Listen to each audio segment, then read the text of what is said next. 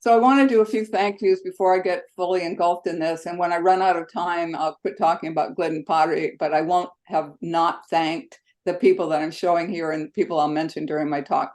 So first off, a thank you to Catherine Parker Grossman, the lady on the right with beautiful Glidden Pottery behind her that has come down through her family. She is the granddaughter of Glidden and Pat Parker, and she's been very helpful, as have John Dolan and Mary Beth Sutherin, who are pictured on the left, and Vincent Van Zwanenberg and James Sherrard, who are pictured in the bottom right.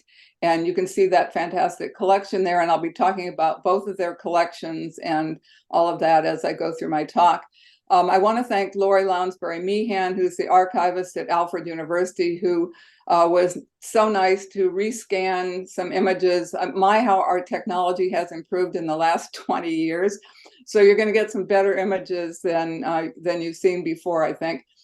Thanking Kevin Palmer and my husband, Bill Walker, who is out of town on business, but is here with us this evening, not in spirit, but literally. And I shamelessly stole some of his Wikipedia entries because he's such a precise writer and did a great job. And then, of course, I want to thank Ron Kranzler and Wally Higgins, neither of whom can be here tonight, but Ron for his posthumous book and also for writing a chapter in the Glidden Pottery exhibition catalog that we did in 2001 in Alfred. And also, of course, Wally Higgins, fantastic gentleman. And Wally not only worked at Glidden Pottery as in the model and mold shop, but he also wrote a chapter section of our exhibition catalog too. And both are great friends to everyone. So I've forgotten a few people, and I'll get to them later.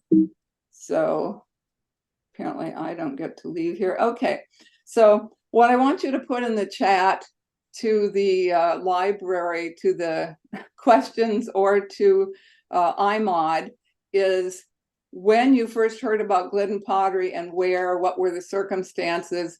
Did you inherit Glidden Pottery? Did you see it in a museum? Did you see it in an antique shop? When did you get bitten by the bug, or is this your first introduction to it? So the examples you're seeing on the table here are things I want you to look at while I tell you this little story. So in 1991, I joined the faculty of New York State College of Ceramics at Alfred University as curator of collections. They didn't have a museum yet, and to teach ceramic world history. I became interested in Glidden Pottery at that same time because I received a phone call from an executor of an estate in New York City. He had a collection of several hundred pieces, and he wanted to know who he could sell it to or what it was worth. And so I gave him the names of a couple of different appraisers, because you never give one, so he could call people. But I said, like I always do, that if you want to make a charitable tax donation, call me back and we can talk about it. So I thought 6 months passed and I figured he had sold the collection to somebody, but lo and behold, he called back and he said he was going to donate it to Alfred. So the kicker was that I had to get into New York City, and if you don't know your New York geography, Alfred isn't next to Manhattan. It's 6 hours east of Manhattan is 6 hours east of Alfred. It's a long drive across the state. So John Gill on the faculty of ceramics went with me to the garment district, and we picked up the estate. Now, the thing I'll never forget as long as I live is that we went in this apartment. I swear it was like a 3 or 4 story walk up. And in the apartment, there was nothing except for Glidden Pottery. So the shelves were full of Glidden Pottery in the kitchen, and countertops and everything was full of Glidden Pottery. We took it back to Alfred. This is some of the pieces. These are some of the more common pieces. The first ones to be accessioned were the fancier things. The gift was from Larry Jancho from the estate of Sidney Burstein. And so I'd like to know when you first became aware of Glidden Pottery. So Glidden Pottery is a unique stoneware-bodied dinnerware and artware that was produced in Alfred, New York from 1940, not 1490, 1940 to 1957. And they utilized modern production methods that was slip casting and ram pressing, but each of the more than 300 to 400 shapes was individually glazed and hand decorated. And most of the pieces were marked with a Glidden back stamp, kind of like what you're seeing on the screen behind here. And these. Now, there's really dozens of different back stamps that were used. They bear some resemblance to what you're seeing here.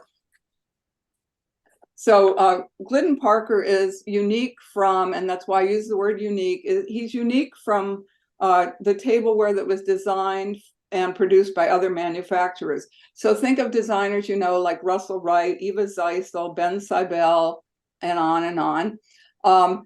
Glidden Parker actually owned and operated his own dinnerware factory. That's one of the differences.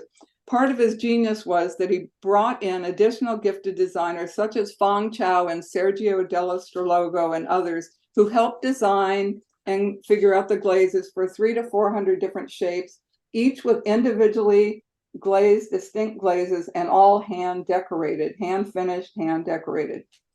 So I want to mention at the outset, even though you think I should do this at the end, about a couple of resources for you. If you're a Glidden collector, you already have these, okay? But if you don't and you want to know more, I would recommend Ron Kranzer's book. It was published posthumously, but this is actually a book on Glidden pottery. He knew everything about it. He knew everybody involved. He knew them personally, or he knew a connection to somebody. He's got great stories. He's absolutely remarkable. And the other resource would be the exhibition catalog, which they either sell at Alfred or I've got a couple copies left if you contact me.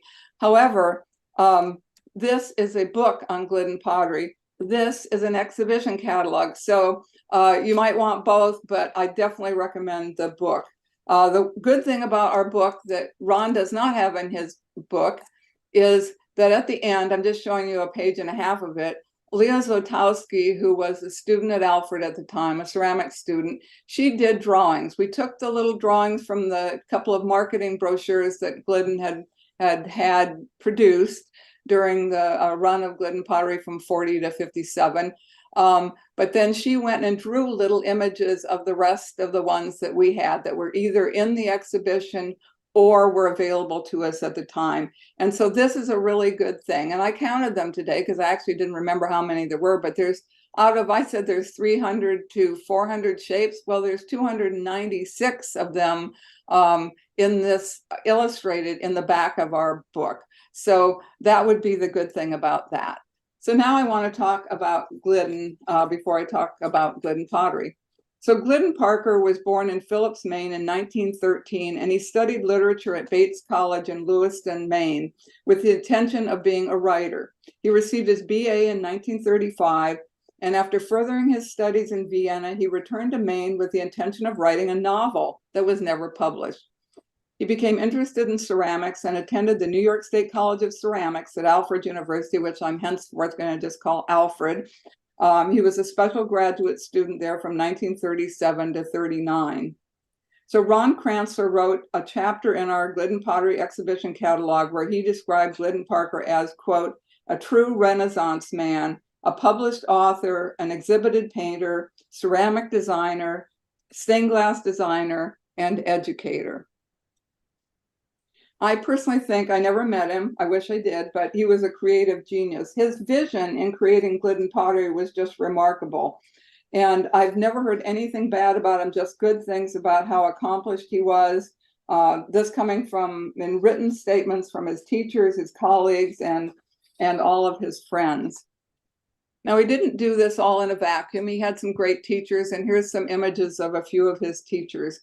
His teachers included Catherine Nelson, Marion Fosdick, Don Schreckengast, and Charles Harder, who I've illustrated here.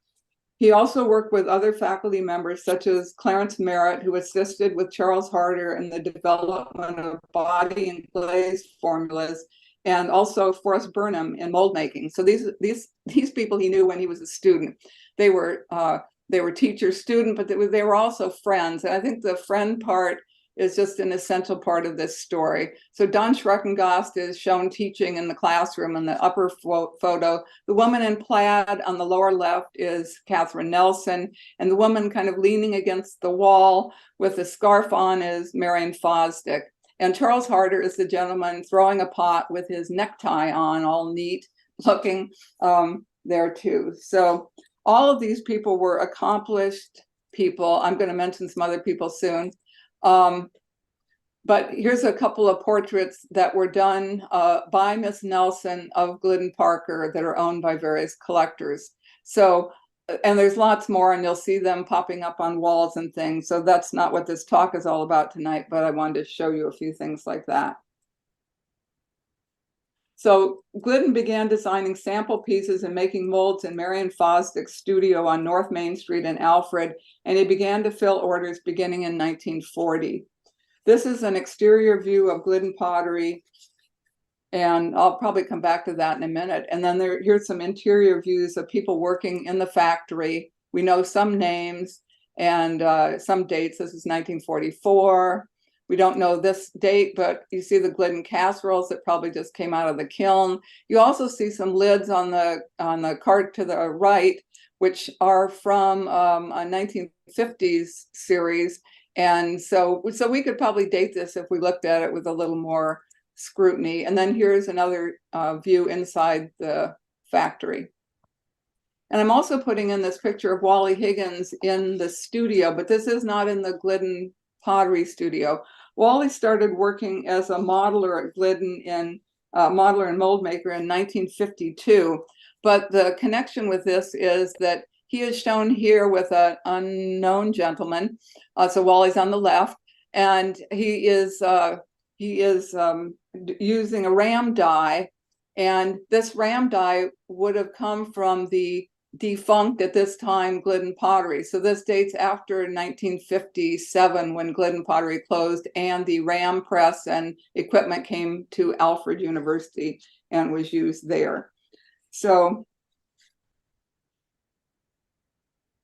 I'm going back to this picture that Glidden Pottery was established in 1940 in Alfred, New York, and he successfully marketed his innovative stoneware dinnerware to department stores in New York City. And at the peak, we'll go back to some factory workers, he had 55 employees and produced 150,000 pieces a year. Gliddenware was featured in magazines such as Better Homes and Garden, Good Housekeeping, House Beautiful, all the she magazines of the day, women's magazines. It was the inexpensive imported dinnerware from Italy and Japan that negatively impacted sales of Glidden Pottery, and the company closed in 1957. So Glidden Parker and Glidden Pottery's mid-century designs combined molded stoneware forms with hand-painted decoration, and I'll show you lots of them in a moment. He wanted his work available at an affordable price. So a 16-piece undecorated set sold for about $14.50, making it affordable yet chic at the time. They started using the ram press in some production beginning in 1949. So from 40 to 49, they weren't using the ram press. After that, they used it in some production, and they were the second pottery to license that ram technology.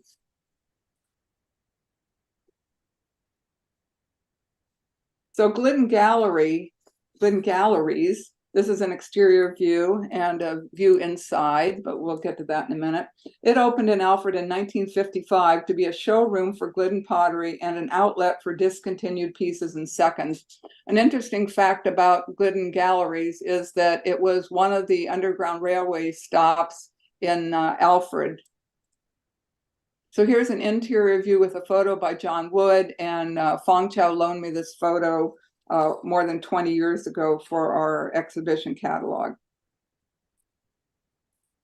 Another interior view, which was my background. Those of you who came in late didn't see that I was sitting inside Glidden Gallery when I began this talk a few minutes ago. So this is after 1956. And you can see some Glidden pottery, you can recognize it. And because they sold other people's work, it was meant to show other people's work too. And it remained in business, like I said, till 1970. So after Glidden Pottery closed, Glidden Parker was hired by Raymond Loewy to teach pottery in his ceramic studio in Puerto Rico. A few years later, he left Puerto Rico to take a job as a stained glass designer for Glass Art Studios in Scottsdale, Arizona, where he remained until the mid-1970s. This is not from Scottsdale, Arizona. This is an installation in Jackson, Michigan, which isn't very far from Ann Arbor, in case you're going to come visit. And his granddaughter Catherine is shown in front of the installation. This used to be installed in a building, and Catherine's going to have to remind me which one. But now it can be viewed in a park, a public park. It's enclosed and safely protected, but it's in the public park. After the stained glass work, he moved to Santa Fe, New Mexico, where he designed ceramic sculpture. Okay, now about Glidden Pottery. So this is one of my favorite photos that shows Glidden and his wife Pat dining outdoors with Gliddenware, and this is circa 42 to 43. And what I love about this is looking at all the pieces that are on the table. And if you look not too closely, you can see some of these candlesticks on the actual table here. And these candlesticks were donated to the Alfred Ceramic Art Museum in 1993, a gift of Winslow Anderson, whose name might be familiar to you if you went to Alfred or you know about Alfred ceramics. So Winslow is best known as a designer at Blanco Glass, but he confirmed that Pat Parker indeed designed these candlesticks. And here is a pair in the collection of Vincent van Zwanenburg and James Sherrard, and also shown in this beautiful display case in their home. They really live with Glidden Pottery, I'll tell you.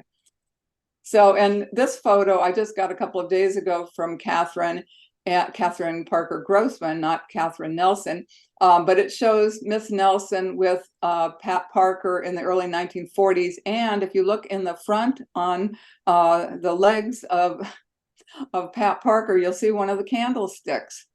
So there it appears again, which helps us date this photograph. So Pat was also a former New York State College of Ceramics student, and the pottery was a cone 6 stoneware body, and I believe it's still pretty secret, was marketed by the sales representatives Rubel and Fenton on Fifth Avenue in New York. So talking about early Glidden pottery, almost all of the shapes that were made, or maybe all of them, all had to do with flower arranging and vase forms and that kind of thing. The other thing that was developed early on were great glazes, including this in the 1940s turquoise matrix, which was a popular, very popular Glidden glaze that Pat Parker developed. The shapes would be Glidden Parker. Pat did a lot of the glazes. And here's an early ad using, they aren't advertising Glidden pottery, but they're using it. And then if you come in our home right now, we could leave this room, and in the next room in the kitchen is a couple of flower pots, Glidden flower pots in turquoise matrix, and also with the mustard, which was another glaze that Pat Parker created and early used on these floral pieces. And sometimes it's confused with some later glazes, which are in the 400 series. So Glidden Parker is credited with all the shape designs up until 1950. And then here's a few more examples of turquoise matrix and mustard. And mustard, you can see, has quite often a turquoise interior to it. This is a very well-known piece. It's at the Everson Museum of Art. This casserole was created in 1947, and it won prizes for Glidden in 1949 in the Ceramics National. It's a wonderful design. Here's another view of it. And here's a historic photo that shows you the pieces. So it's in the center, you see the round platter on the wall and a figural piece. And then right on the shelf below that are a couple of Glidden casseroles that were in this exhibition in Syracuse. And sticking with my topic of mustard as a glaze, here I love shirred egg servers, and we'll go on about that in a moment. But this is a shirred egg server in our collection. And here's another piece a little bit later on, a very popular form. Nobody else made shirred egg servers that I know of. Maybe somebody did, but you'll have to put that in the chat and tell me who did it. But this is circa 1948 and has one of the menagerie shapes on it. They were used in advertisements. Like, once again, this isn't advertising Glidden pottery. This is advertising something else in the Ladies' Home Journal. And there's some other potters' works on there, some that I don't recognize, and you probably do. And one of the things about Glidden pottery was that how versatile it is. So you may not remember a casserole that was in the factory photo of work coming off out of the kiln. But here's a lid from one of the casseroles, which they were showing as a serving piece. So Glidden pottery could be come out of the oven, go on your table, and go in your refrigerator. So it was used, and a lid, all the different parts had different uses. So here's the shirred egg server being wielded by Lucille Ball in I Love Lucy in a 1950s episode. It's a would-be weapon to get Desi Arnaz with. So not only that, I think it was James Sherrard taught me this over 20 years ago, that if you go back and watch I Love Lucy episodes, the 1951 episode, the little red arrows pointing at a shirred egg server, probably matrix glaze, on the coffee table in front of Ethel Mertz there. And then I went back and captured these images of Lucy on the left, talking on the phone, smoking, of course, because everyone smoked in the 50s. And then she's stubbing her cigarette out in the shirred egg server. And then I'm going to harp on about ashtrays in a moment, even though I caution you all not to smoke. But some of the ashtrays, everybody made ashtrays. So all the great designers made ashtrays, and contemporary artists made ashtrays. So here's a few Glidden ashtrays, which I'll talk about later in Loop and Gulfstream Blue, the Poodle, Chi-Chi Poodle, and Africans. And then there are these boats that are in our collection. They're ashtrays. They make the same form at Glidden Pottery, except for without the notches for your cigarettes. And they come in giant sizes and are extremely heavy. But now I want to go back to talking about early glazes. So this is a peach clover glaze that Pat Parker designed. She designed the glaze, and Glidden Parker made the form circa 1941. Beautiful glaze. And here's a whole grouping of the peach clover glazes. And probably the most popular and best-selling pattern was this feather pattern, which I'm going to show you. So feather was designed by Glidden Parker and probably in production longer than any of the other patterns. It's illustrated in many journals. And here's an example. So they're not advertising Glidden Pottery here. They're advertising, I don't know, the cake, maybe the Pillsbury or somebody, but from Farm Journal in May of 1954. So lots of images. Here's an advertising marketing. This was used for marketing for these pieces. But this is the pattern purchased by Lucille Ball and Desi Arnaz in 1954 for use in their home in California. And it's not really surprising that Lucy knew about Glidden pottery, had it on their TV show in New York, and lived with it in California because she was born in Jamestown, New York. That's 100 miles west of Alfred. And so she knew all about Glidden pottery. So here's another marketing tool. Now this one is for Gorham flatware. This isn't for Glidden pottery, but they're using the flatware in this advertisement. And then here it is in a Glidden pottery brochure from a 1955 brochure. You can see the casserole, the lidded casserole in the bottom left corner there. And two of the large lidded casseroles with the feather pattern won prizes at the 12th Ceramic Nationals in Syracuse in 1947. So it was very popular and long lasting. Another pattern which I really adore is the Africans, which was introduced in 1953 and attributed to Glidden Parker. And the piece on the right is actually a very large, the size of a bundt cake, an ashtray. You can see the notches in it. It used to have a center gizmo, which I don't own and I've never seen one of. But in the picture with the woman wearing it like a sombrero down below, they've got toothpicks in it because she thinks she's going to put canopies that are appetizers at her party in it. But it could have cigarette butts in it, and it could have had either ashes put in the center thing, or you could have your next cigarette come out of that thing. But that's the versatile use of Glidden pottery. So I'm moving on very quickly to the sculptured oval dinnerware, which is one of the most beautiful and innovative designs that Glidden Parker designed. This is a Series 400. I haven't talked much about numbers, and they're all marked, or mostly marked. Ron Kranzler noted that he thought Philip Seacrest might have assisted partially with the design of this line of sculptured tableware, and that's what they called it, sculptured stoneware. Some of the advertising colors, which they mention in the brochure, include Viridian. Look that up in your dictionary. Yellowstone, sage and sand. This is from the gift and art buyer. And here is from our collection, sage and sand. It's a very beautiful, beautiful glazes. And here is one of the remarkable things about this sculptured dinnerware, stoneware. It's the triggered handle cup is actually patented. The patent was applied for in 1950 and obtained in 1952. And then this I found in John Dolan and Mary Beth Sutheran's collection. They won good design awards for this pattern, this dinnerware, and the sticker remains on a piece which was a marketing tool that people used. So good design award sold pots. And related, but actually in the 500 series are my favorite things, snack sets. And these wing snack sets, here's a side view of it, and also it in, so this is sage and sand sculptured stoneware. So this isn't the 400 series that those were, this is 500, but definitely related, same glazes, winged handles, and all of that. And then this has a 300 number on it, but it seems to go with all that too. And I love these stacked pieces. The forms are just beautiful, and it's got the heating device below. And here that is shown in the bottom right-hand corner, and you could used to buy one for 10 bucks in the mid-50s. And now I'm going to talk about a few of the other designers and people that were influential at Glidden Pottery.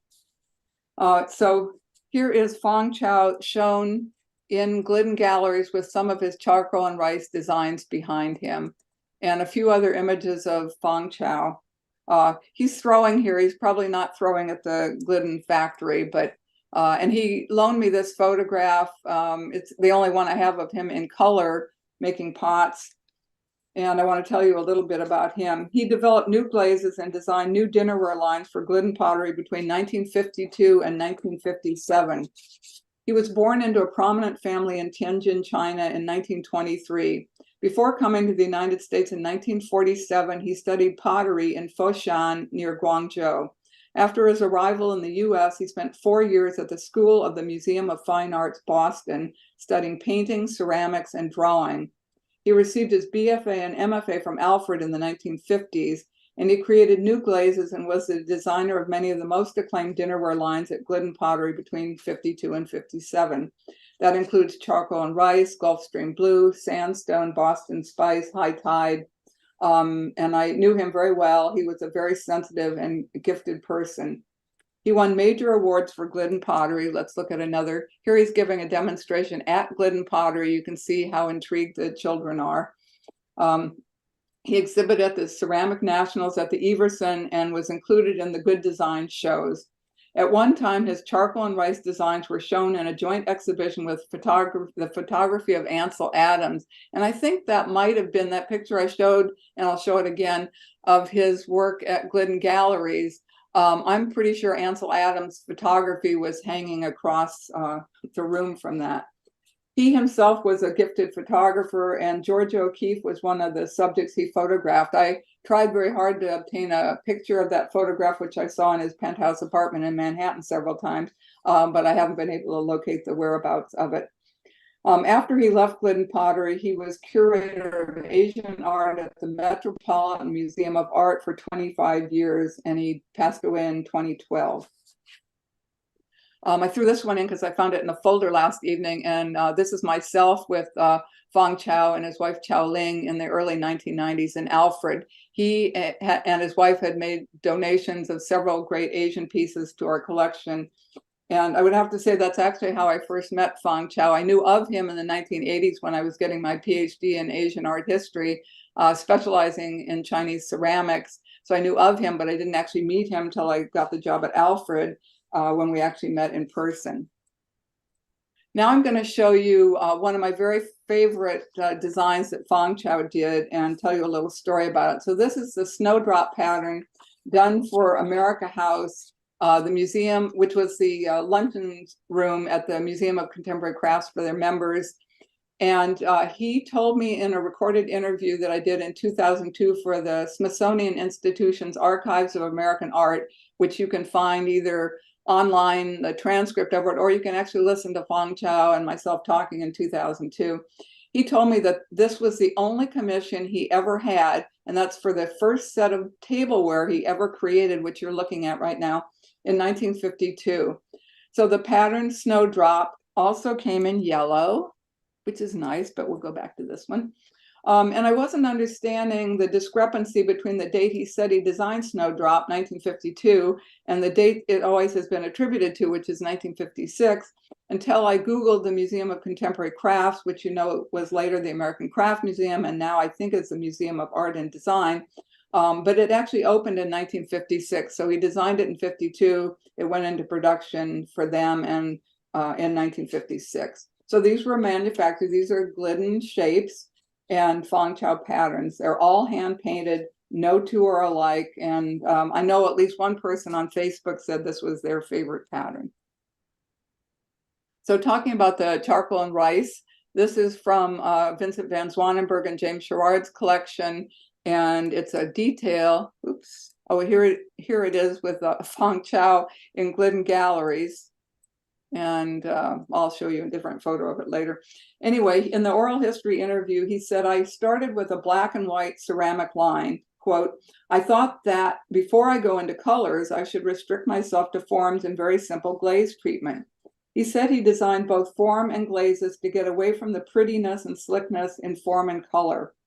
It was introduced in 1953. It won Good Design Awards at the Museum of Modern Art and in Los Angeles. So here are some, I'm moving right on here to another design by Fong Chao. Fong Chao told me that he designed the New Equations buffetware.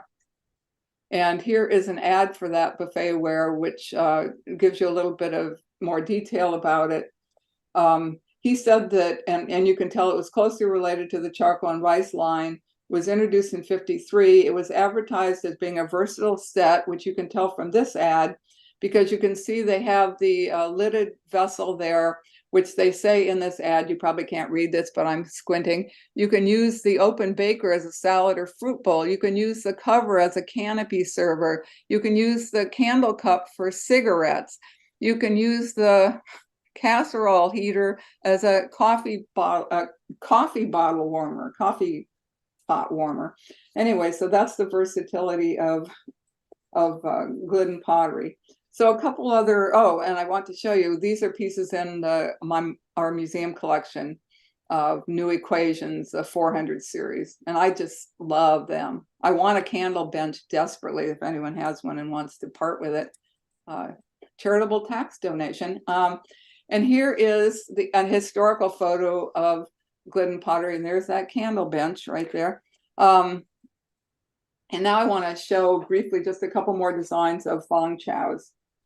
So Fong Chao designed High Tide in 1955. This is a martini pitcher. It's a great form. I don't think there's very many of them around because it actually turns out that this piece is quite top. You can grasp it. You can see how you easily can grasp it, but it's top heavy. So this piece has had some nicks and dings and has been repaired. And I'm pretty sure most other people's have. It's 10.5 inches tall, so it's not a tiny thing. Here's an ad showing the martini server and the little martini cup next to it in the little drawings. And here it is shown with a rather large ashtray in our collection to give you some size. So the scintillating pattern is not on every piece, so it's on the ashtray, but you don't really see it on the martini server. But you can see it on this black and white illustration from one of their brochures from the 50s. And related to that, but a completely different pattern, is Boston Spice. So that was designed by Fong Chao and introduced in 1955, which he described resembling baked beans plus oil spot effect. A very great pattern. This is a Boston Spice coffee pot, a 10-cup one. It's pretty large, has the copper and walnut finish handle, a little worse for age, I think. 1955, and it's marked a Glidden. It's a 500 series, and The lid is mismatched. So I want to show what the real lid looks like, because truth be told, it looks like the one I stole off of Pinterest there on the upper right in color, and it looks like the illustration of the number 500 piece from the brochure in 1956. And here's the ashtray, showing that things can chip because there's a little chip on that ashtray, but Boston Spice. And here's an advertisement for Boston Spice that was in the Alfred archives. And then moving right along, still with Fangqiao, though, we're talking about Gulfstream Blue Artware. Okay, this is the first of the real artware we're talking about. There were a number of different sets in or lines in these, and this is the most popular. And I think this is probably the largest collection you're going to see all together in one place. Beautiful pieces that Vincent and James own. And this is in their home. I think that's a Catherine Nelson painting. I think there's a Picasso behind Vincent. But anyway, there's a lot in this picture to appreciate, including the beautiful lamps. But this was the most popular of all the artware lines. Here's some ashtrays, since I like to show you ashtrays that are in our collection. And in the sandstone, which wasn't nearly as popular, an ashtray, and beautiful. These are very large. I'm forgetting the height of them, and I didn't record it here, but very large reticulated vase forms that are owned by John Dolan and Mary Beth Sutheran. Just remarkable pieces. And the Green Mesa, which probably wasn't even as popular as the one I just mentioned before, but these three art lines were all designed by Fangqiao, and Glidden Parker was a collaborator on some of these, especially this one. And not too much about teapots tonight, but this is a prototype teapot that's in our collection that was given to me by Fangqiao, which I actually gave to the museum then. So this piece, I didn't show the back stamp on it, but it's a prototype for this kind of piece, which is the 619, number 619 teapot. So once again, the prototype missing its handle, and the new blue set here that the museum owns with a teapot in it. So I'd also like to know, there's only a couple of kinds of teapots that came out with Glidden Pottery. So there's one I'm going to show you that Sergio Della Strologo designed in a couple minutes. But then a couple of these earlier ones, and I think I have only shown you one with the blue matrix. So a couple more things about Fangqiao before I dash on here as I look at my watch here. So these are some original drawings or paintings done by Fangqiao, watercolor sketches. I don't know if he did these in China because he lived there from 23 to 47. I don't know if he did them at the Boston Museum School, but these came to me as a bequest from Fangqiao. I just wanted to share them because he was so talented. He did wonderful photography. These were a couple of Junware glazed bowls that he made. Look at the wonderful glaze drip on the piece on the right. And this piece I don't own, but I wish I did, that Fangqiao did. So this is an individual piece with a kind of spider web motif. It's 9 1/4 inches in diameter, and it's in John Dolan and Mary Beth Sutheran's collection. Just a fantastic piece. And this is the chop mark and his signature on the bottom of that spider web-like piece. And this is a piece I'm probably never going to give to the museum, even though we do accept vases and centerpieces and things. This is a pretty large, like maybe a foot tall by a foot long, recumbent ram sculpture that Fangqiao waxed on about in his oral history interview with me in 2002. He did this in the mid-1980s, and it's actually in the back of the room I'm sitting in right now, up on a file cabinet. This is the bottom of that piece, just so you can see he signed it. He signed it 2 ways with his cipher mark and his F. Chow thing there. And when I looked at this the other night, I thought, well, that looks like a Thanksgiving turkey kind of turned upside down, but I'll get that image out of my head right now as a vegetarian.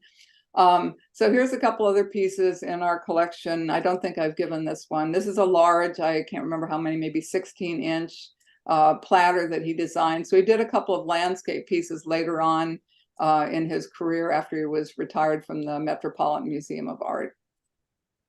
And this is the first picture I have ever seen, a good picture of Sergio Della Strologo, who I'm going to talk about next.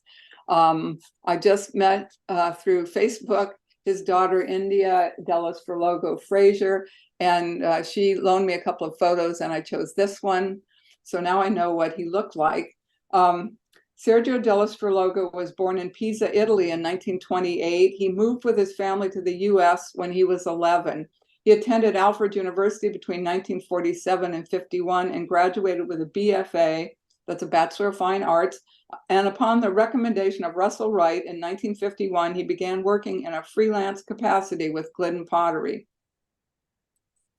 And what did he design for Glidden Pottery? This set, okay? And this isn't everything in this set. There's lots of pieces that you all have that I wish I had, but I love this set. He designed it, Sergio Delesfrologo, and it's in saffron, cayenne, and whatever the other color is. I can't see behind the label here. And Fong Chao collaborated on the spice decorations that appear on the pieces. According to Ron Kranzler, he was hired to design one specific line of pottery for Glidden, and the designs were worked on in New York City by Delesfrologo, and plaster workups were created and refined. When the designs were complete, he returned to Alfred for about a month in 1955. And at that time, he also worked on the spice decoration design with Fong Chao, and this was an 800 range Alfred buffetware. So here's another view of this collection that we have. And then an advertising brochure, marketing brochure from the 55 or so, probably says on here 56, that shows some of the pieces and tells you the prices if you can read them. It had many experimental shapes, such as a spaghetti server, carving platter, a coffee urn with a warmer, a teapot, a pitcher, some with removable handles, lids, different parts. Some of these designs won an award of merit for commercial design in 1956 at the 19th National Ceramic Exhibition in Syracuse. And he designed the Alfred buffetware for Glidden Pottery, but he also is remembered for his earlier reworking, which I'm not going to show you now. I'm just going to show you this buffetware. He redesigned some Russell Wright's Iroquois casual dinnerware, so he's known for that. He was one of Russell Wright's best friends, with Russell Wright serving as his best man at his wedding. I asked for a photograph of that, but I don't have one. He later designed for Mancioli, as well as having worked for the United Nations, and he passed away in 1999. So now I want to show you a couple more forms, just individual forms, because they're beautiful as a group and they're beautiful as individual pieces.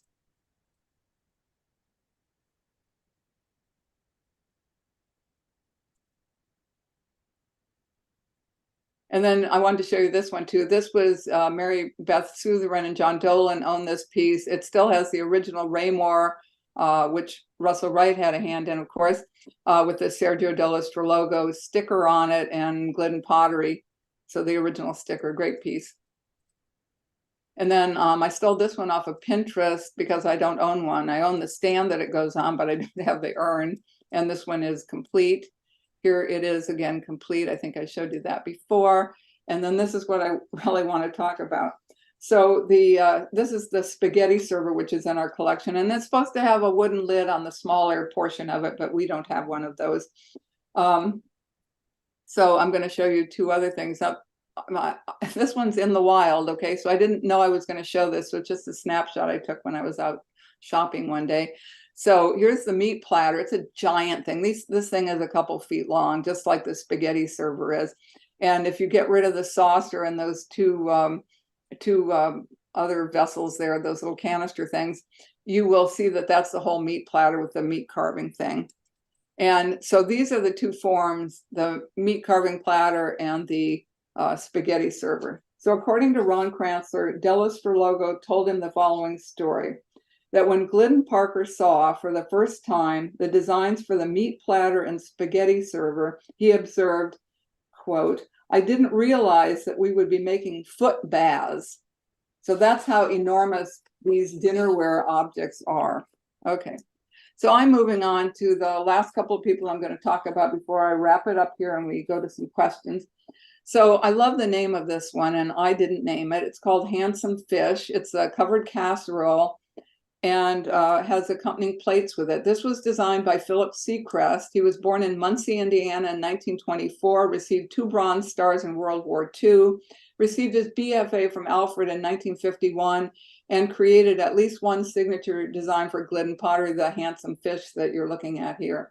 So this casserole won the Homer Laughlin China Company's purchase prize in the 17th National Ceramics Exhibition in 1952 in Syracuse. And here you can see it with the accompanying fish plates. It's been suggested he may have assisted Glidden Parker with the design of the sculptured stoneware line. And Philip Seacrest and his brother James Seacrest was also a ceramist who went to Alfred. But he continued making pottery for the rest of his life. He died in 2018. And this I'm just showing you as an incidental here, but Lucy came out with this crazy Lucy's Notebook in the 1950s. It's not dated, but in it, because she knows Glidden pottery, she included a recipe for a red snapper Creole style in a Glidden pottery. It's a different glazing effect because they had lots of them.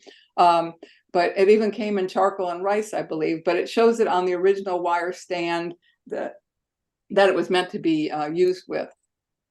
And here are some other wire stands. I didn't show you any of these throughout my talk, but there's so much about Glidden pottery that I have no time to tell you about tonight. So I'm just going to mention Fred Press, who was a designer, not specifically for Glidden Parker. He did lots of designs for lots of people. His work is recognizable not only because of how it looks. He lived from 1919 to 2012. But the leaf dishes, Glidden pottery, and then the tray is one of those TV trays that we have in the museum's collection, a metal TV tray. And he may have, these are attributed to Fred Press, although they're not signed. Usually his pieces have copyright Fred Press on them. But these these weather vane pieces are charming. We have 3 of them. And one of them is illustrated on this brochure from 55. And then these are attributed to to Fred Press. These are Glidden pottery, Cancer and Gemini. But this one actually is signed by Fred Press. These are the little 35s, little canopy plates. And so you probably have seen all his glassware and everything with Fred Press on it, and you're familiar with him. And here's a marketing brochure that shows in the little tiny images of number 35 plates, you can see at least 2 Fred Press fish and leaf designs. And then this is not, just don't have time to talk about Clara Catherine Nelson enough, but Miss Nelson was born in Lincoln, and I call her that because everyone at Alfred that knew Miss Nelson that I knew called her Miss Nelson. They didn't call her anything but Miss Nelson. So she was born in Lincoln, Rhode Island in 1890. She attended the Rhode Island School of Design from 1910 to 13 and studied with Hans Hofmann more than one summer. She taught in public schools as well as at the Carnegie Institute of Technology before teaching painting and drawing at Alfred from 1920 to 55. She taught private art classes in Alfred after she retired until her death in 1984. So several Glidden patterns are, and she obviously is the one in the scarf there, probably looking at one of her own paintings. She was a great painter and truly remarkable. But here are a few designs that she did for. So these are design patterns on Glidden pottery. So this is a 15-inch diameter large platter or charger, and with the flourish patterns, running W, and a teapot, a different form of a Glidden teapot. And then she also is credited with the design of the gay 90s or turn of the century canopy plate sets. And here's a few of those. The most important thing to know about Miss Nelson and Miss Fosdick is that they were close friends with Glidden Parker. They traveled together, collaborated on many designs and decorations for Glidden pottery. They were very, very close. So, and I don't know that she designed these. Actually, someone's probably going to have to tell me these, but the circus theme ones reminded me of the other turn of the century ones. These are advertised. These also were advertised in a 1948 New Yorker. So Marion Fosdick in the plaid here, she was born in Fitchburg, Massachusetts in 1888, a graduate in drawing and design of the School of the Museum of Fine Arts in Boston. She did postgraduate study in design at the Kunstgewerbe Museeschule in Berlin. She was a painting, ceramics, and sculpture teacher at Alfred from 1921 to 1953. She was counted among the most outstanding teachers of pottery in the country at the time. She studied painting with Hans Hofmann. Her work is in the Metropolitan Museum of Art and the Smithsonian, and I wish I had time to show you her work. She died in 1973. The thing about Glidden Pottery that she's most known for, besides her friendship and encouragement and letting Glidden use her studio to start Glidden Pottery, was the early sgraffito designs are attributed to Marion Fosdick. So you know sgraffito being using a tool to scrape away part of the dried glaze to form a pattern before firing. That's my simplistic view of it. So it's on many of the ram pieces. It was included as part of the molding process later on. I think about the last design person I'm going to talk about, and I think maybe Glidden Parker could have designed these poodles in the first place, but June Chisholm is credited as the decorator. The Chi-Chi poodle was around from 51 to 55, and they put it on everything. What's interesting about this poodle, everybody had poodles. It was the most popular dog in the 1950s. Lucille Ball had a poodle haircut. We had poodle skirts, those felt skirts.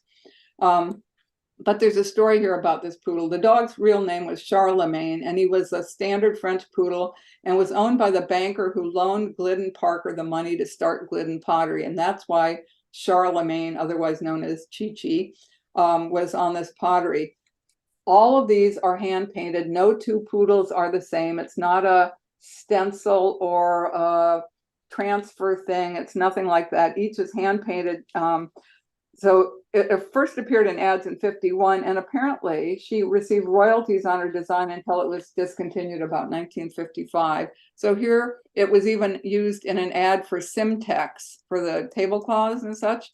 And here are a few details. There's your shirred egg server and one of those lovely little lidded things. And then last but not least, but I don't have time for more, one of the most highly prized Glidden Pottery designs is the loop designs, which you see in a detail here on the shelf, in green and the purpley blues. Here's a detail of one that's owned by John Dolan and Mary Beth Sutherin. And then Eye of God. And so these are the rarest of Glidden Pottery's pieces. They're not exactly dinnerware, but if I had them, I'd put them in the center of a table and accept them as gifts. So the large vase and the double pagoda bowl. And then shown also in this beautiful photograph inside Vincent and James's home is on the right cabinet on the top and on the first shelf, and all through you can see charcoal and rice and loop and everything else if you look around the room there. So, and I'm sorry if I didn't include your favorite Glidden. Here's a few more pieces I'm not going to talk about. And I never mentioned buttons, okay? So who knew that there were Glidden Pottery buttons? But here they are. So I want to end with two photos, and thank you for your patience in living with me tonight. So this is at the reception for the Glidden Pottery exhibition in 2001 at Alfred. And Fong Chow is in the photo along with Wally Higgins to his right, or to my right, actually, on your right. And Clarissa Parker, the daughter of Glidden Parker, and Catherine Parker Grossman, the granddaughter, are shown. And I hope if you can identify the other people that you'll put that in the chat, because you all probably know who they all are. But I wanted to show this. It's one final story I wanted to tell you. So one of the reasons I established the Dinnerware Museum, now the International Museum of Dinnerware Design, in 2012 was because I loved the knowledge and enthusiasm of all the collectors involved in the final two exhibits I curated in Alfred. One was about Eva Zeisel and Hallcraft and the molds, and the other was about Glidden Pottery. So I loved all the people coming together to celebrate the collectors, Glidden Parker's descendants, Glidden Pottery designers like Fong Chow, factory workers like Wally Higgins, and everybody. I thought there needed to be a museum that championed dinnerware, both the well-designed manufactured ware and that created by individual artists and designers. In 1999, I talked to Eva, Fong Chow, and others about my concept, and here we are today with a museum to celebrate Glidden Pottery and dinnerware in general. My very last image I'm going to show you is my favorite. 3 generations of Parkers in 1974. So obviously Glidden Parker on the right, and his son Chris, and his daughter Catherine, who may be in the audience tonight. Anyway, if you want to get hold of me, have any questions, put them in the chats that I mentioned, and otherwise you can find information or the recording later about this event. So thank you very much. I am going to stop my share right now and go back to being live and on screen with you. And I can start my video. Here I am with the Glidden galleries behind me and ready to field questions. And if any of you are still here. So thank you for joining tonight, by the way. I love Glidden Pottery, and along with lots of other dinnerware, but here we are. So I don't know if anyone else has questions or. I have a few questions here. Okay. One question is, what made Alfred such a mecca for ceramics? Oh, wow. That's a whole nother lecture. We'll give that another day, I think. So Alfred's New York State College of Ceramics at Alfred University, which was first or second program to put art and design and engineering together in one location. I think Ohio State was first, but I may have that backwards. Actually, I have that backwards. Alfred was first. So in 1900, Charles Fergus Binns, who had been with the Royal Worcester Pottery in England, his father was co-managing director, and he ended up at Lenox, China. When he came to the United States, he got to Alfred. He founded New York State School of Clayworking and Ceramics, and the rest of its history. He taught there until 1934, and it was the #1 ceramics program, and it still has probably that rank for MFA level, along with BFA at Kansas City Art Institute and RISD. So there's natural clays there. All the talent was there. Just like now, I mean, you all know each other. Everybody, no matter what your specialty or interest is, everybody in ceramics or collectors all know each other. I've just mentioned Raymond Loewy and Russell Wright, all about Glidden Pottery. Everybody knew each other. So, so it's a small world. Alfred, if you don't know it, if you've never been there, is a village. It has one stoplight, and that's all it has. I don't even know if it had that when I got there in 1991, but somebody else can tell that story. But anyway, they had the natural resources and all of that, and the teachers. So, and you can do like what is it, the 6 levels of separation between people. Everybody had some connection back to Alfred if you did ceramics. So, sorry, long answer. So another question, are the Glidden buttons marked? Well, I don't know. I don't know. That would have to be if Vincent Van Zwanenburg or James Gerard is on the Zoom here and can be unmuted and can answer that question. I don't know. So we'll give them a chance to reply in the chat or raise their hands and try to join in. Great. Another question. Is the Glidden Gallery building, does it still exist? Yes, it's still there. Nothing happens bad in Alfred unless it burns down, which occasionally happens, but small place, and that's on Main Street. You can't miss it. The last I saw, there was a gallery there, and somebody else probably knows more who still lives in Alfred. So I can't tell you what it is, but it was a gallery last time I knew. Actually, yeah, the gallery closed sometime in the last 20 years, and now I believe it's a liquor store. No. Wow, Alfred used to be a dry town, okay? Huh, so that's ironic. Yes? Is there a question, a live question? Can you talk about the menagerie and the Chi-Chi dog series? Well, or who designed them and so forth? Well, from what I read from Ron Kranzler, I always thought June Chisholm actually maybe did that design because she was credited with the decoration. I don't know if that meant she physically decorated them, but she got royalties, so I tend to think she must have helped design it. I don't know who designed Menagerie. I actually don't. Maybe somebody else out there does. Actually, there's a comment on that. Yes. Someone asks, they wonder if the circus figures were designed by Ernest Sohn. They have a very similar look to his menagerie pattern for Glidden. I don't think I Oh, read that quite actually, right. I think maybe I saw that in Ron Kranzler's book when I was thumbing through it the other night. So I would take that person's word for it.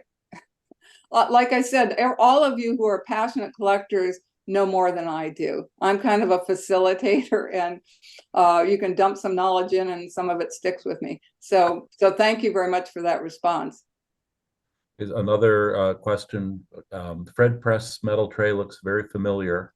I think this person thinks they have one in their attic with a metal tea cart stand. And do you know if they were sold that way?